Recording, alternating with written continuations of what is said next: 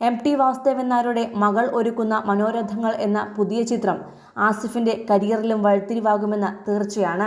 തൊടുപുഴയിലെ MP Shoukath അലിയുടെയും മോളിയുടെയും മകനായി ജനിച്ച ആസിഫിന്റെ പിതാവ് മുൻ തൊടുപുഴ മുനിസിപ്പൽ ചെയർമാനായിരുന്നു. നടൻ അസ്കർ അലി ഇളയ സഹോദരനാണ്. റാന്നിയിൽ ജനിച്ച ആസിഫ് ഇടുക്കി ജില്ലയിലെ തൊടുപുഴയ്ക്ക് സമീപമുള്ള കരിക്കോടാണ് വളർന്നത്.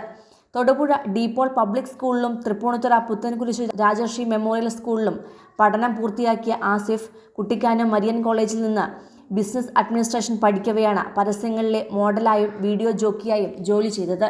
ഇതിനിടയിൽ ഹിമമഴയിൽ എന്ന ആൽബത്തിലെ ആസിഫ് അഭിനയിച്ച ആദ്യമായി എന്ന ഗാനം ശ്രദ്ധിക്കപ്പെട്ടിരുന്നു. പുതുമുഖങ്ങളെ അണിനിരത്തി ശ്യാമപ്രസാദ് സംവിധാനം ചെയ്ത ഋതു എന്ന ചിത്രത്തിലേക്ക് ആസിഫ് അലിയെ തിരഞ്ഞെടുക്കാൻ ഇതു കാരണമായി. ഈ ചിത്രം ഇറങ്ങിയ ശേഷമാണ് ആസിഫിന്റെ വീട്ടുകാർ മകൻ സിനിമയിൽ അഭിനയിച്ച വിവരം പോലും അറിഞ്ഞത്.